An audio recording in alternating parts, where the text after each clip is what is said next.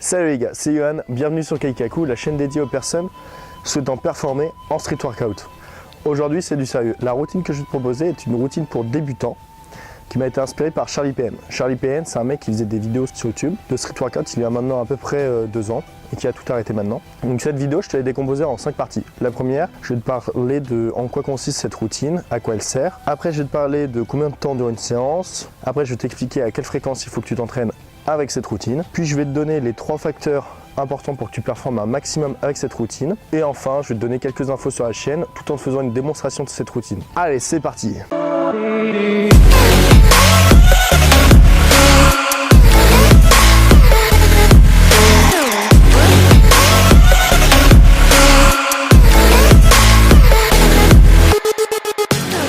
Ok les gars, donc avant toute chose, n'oublie pas de t'échauffer.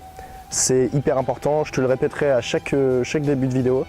Et je vais bientôt te faire une vidéo sur comment t'échauffer, enfin une petite vidéo genre de 3-4 minutes. Alors cette routine consiste en du set and rep. Set and rep, c'est juste tu vas faire un certain nombre de séries avec un certain nombre de répétitions.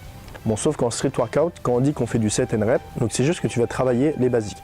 Les basiques c'est quoi? C'est traction, dips, pompe, squat, équilibre, etc. Aujourd'hui, je vais parler des basiques, traction, dips et pompe.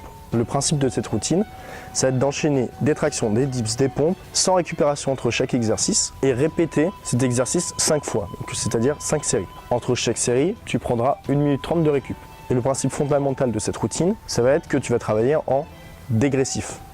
Dégressif, ça veut dire qu'à ta première série, tu vas faire plus de répétitions qu'à ta deuxième, et ainsi de suite. Tu te demandes peut-être à combien de répétitions est-ce que je vais commencer cette routine. C'est simple, si tu es très débutant et que tu sais faire que 3 tractions, tu fais tes 3 tractions et après tu diminues.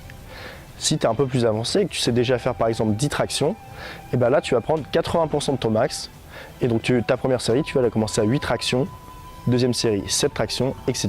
6, 5, 4. Ok, donc combien de temps dure une séance? Une séance donc de cette routine va durer approximativement au maximum 40 à 45 minutes en comptant l'échauffement de 10 minutes. Bon, maintenant je vais t'expliquer à quelle fréquence il faut que tu t'entraînes avec cette routine. Ce que je te conseille, c'est de la faire 3 fois par semaine. Pas plus que ça, parce que sinon tu vas juste t'épuiser en fait à faire cette routine, à faire que du set and rep.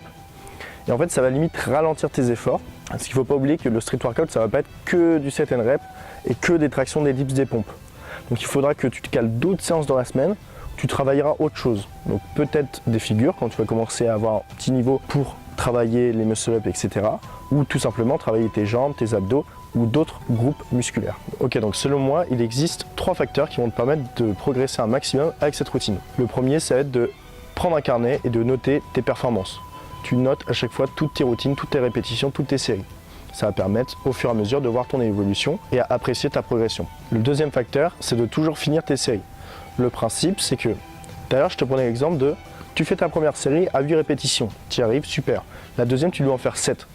Et là, tu es à la 5e, tu fais ta 5e, mais t'en peux plus, et il t'en reste 2.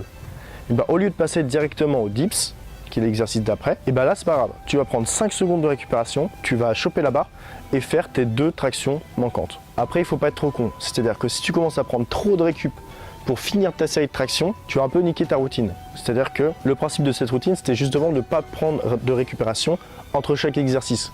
Si tu commences à prendre 20 à 30 secondes de récupération pour finir ta série, c'est pas grave, ne le fais pas et passe aux dips ou aux pompes. Troisième facteur, varie tes prises. Je t'en ai déjà parlé dans la vidéo sur les tractions ou encore sur les dips. Et prochainement, je te ferai une vidéo sur les pompes où je te montrerai aussi comment varier les prises et progresser dans les pompes. Voilà, j'espère que tu auras kiffé cette vidéo. Abonne-toi et like la vidéo si tu veux plus de contenu comme ça. Sinon, je vais t'expliquer un peu les 2 types de contenu que je vais te fournir sur la chaîne. Tout d'abord, d'autres tutos débutants comme je te fournis déjà sur cette chaîne.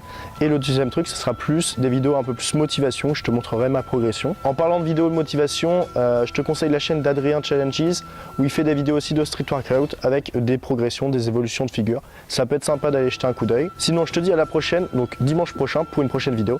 Allez, ciao!